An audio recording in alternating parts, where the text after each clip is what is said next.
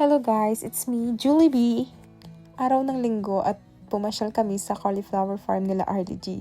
At sa ibaba naman, nakita namin itong nag-harvest ng carrots. Ganito sila nag-harvest ng carrots dito sa Norway. So, di ba napakabilis at napaka-efficient. Imagine, kung mapapansin nyo guys, itong harvester na to is hinuhukay niya yung mga carrots and then parang meron siyang kadena na humihila pataas. Tapos meron siyang cutter para maalis yung mga tumpok at mga dahon. Mas teke itong harvester na ito dahil last year nagtrabaho din ako sa carrots and ganyan din yung harvester namin pero hindi kagaya nito na puro machine lang at diretso na siya dun sa box. Diretso din naman siya sa box sa amin pero may pwesto kami kung saan kami tutungtong at sinusort namin doon kung ano yung goods at hindi.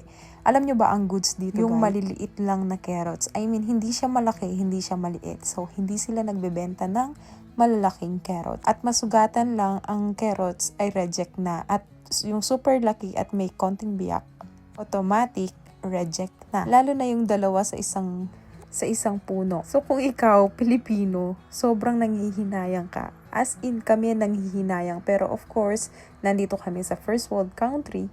Syempre, ang standard ay mataas din. At alam nyo ba guys dito, walang namumulot. As hindi kagaya sa Pinas, mabalitaan lang nila na nag-aani ka na, dadayuin ka nila. At minsan, nauuna pa silang mag-ani sa may-ari. So yes, danas namin yan. Anyway, balik tayo sa carrots. Alam nyo ba guys, last year, nang unang beses kong mag-harvest ng carrots, as in super nanghihinayang ako dun sa mga malalaki. Kasi sa atin sa Pinas, gusto na natin yung mga malalaki para less balat na. Pero sabi ng amo namin, wag niyong kunin yung mga yan, reject na yan. Hindi, sabi namin, pwede pa to. Kasi alam namin fresh at wala namang sira.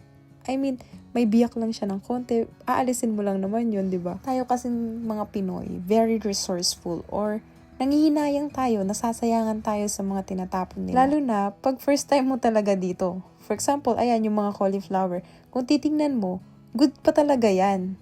Pero, reject na. So, lahat ng mga inaan namin gulay dito sa Norway, may mga standard. Kapag sinabing reject na talaga. So, dapat naming sundin ang aming amo. Kung hindi, tatapon niya lahat yon kasi madadamay pa yung mga hindi reject. So dito kasi, pag may nakita silang reject, kahit isa lang, tapos nasa isang box, the whole box is tatapon nila. Dahil hindi kukunin ng customer o i-reject din nila yon. Anyway, balik tayo sa carrots. So alam nyo ba guys, na ganyan ang ginagamit nilang box. So made sila sa paleta, parang paluchina sa atin. And sa pagkakaalam ko, 300 kilos